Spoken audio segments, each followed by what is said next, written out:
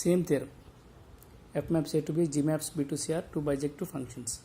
Prove that G circle F is also bijective. See part 1.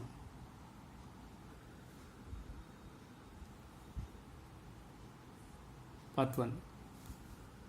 Given that F and G are bijective means 1 1 and on 2. F is 1 1 and on 2. G is 1 1 and on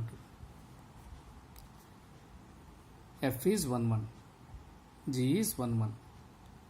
A1 A2, let A1 A2 belongs to capital A.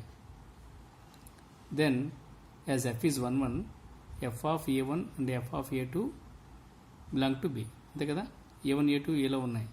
వీటికి కరస్పాండింగ్గా F of A1 F of A2 ఎందులో ఉంటాయి, Bలో ఉంటాయి. A1కి image F of A1, A2కి image F of A2. ఇక్కడ మనం B1 B2 కన్నా F of A1 F of A2 వాడదాం.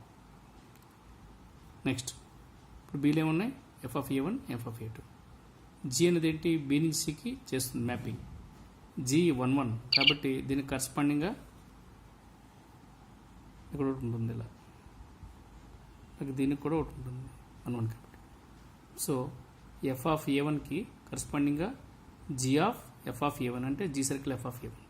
అలాగే F of A2కి ఇమేజ్ ఏంటి, G circle F of A2 ఉంటాయి. సో ఇవన్నీ Cలో ఉంటాయి, ఇవన్నీ Bలో ఉంటాయి. ఓకే, చూద్దాం. F of A1 F of A2 Bలో ఉంటాయి, ఇవి Cలో ఉంటాయి. ఇవి Cలో ఉన్నాయంటే అర్థం ఏంటి, వీటి వాల్యూస్ ఇవే కదా, ఇవి ఎందులో ఉంటాయి, Cలో ఉంటాయి. సో ఏలో ఉండేవి ఇవి, Bలో ఉండేవి ఇవి, ఏలో ఉండేవి ఇవి అయితే Bలో ఉండేవి ఇవి, Cలో ఉండేవి ఇవి. ఈ మూడింటిని కనెక్ట్ చేస్తుంది G సర్కిల్ F. ఓకే, గుర్తుపెట్టుకో. ఇప్పుడు స్టార్ట్ చేద్దాం. G circle F of A1 equal to G circle F of A2 అనుకుందాం. ఫస్ట్ లెట్ ఇప్పుడు ఏమొస్తుందండి మనకి, G circle F అంటే G of F of A1 ఇప్పుడు G of F of A2.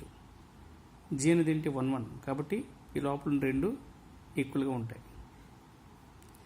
F కూడా ఏంటి, F కూడా 1 1 కాబట్టి ఈ రెండు కూడా ఈక్వల్గా ఉంటాయి. సో మనం ఇక్కడ బయలుదేరితే ఇక్కడికి వచ్చాం, అదే రాసాం ఇక్కడ.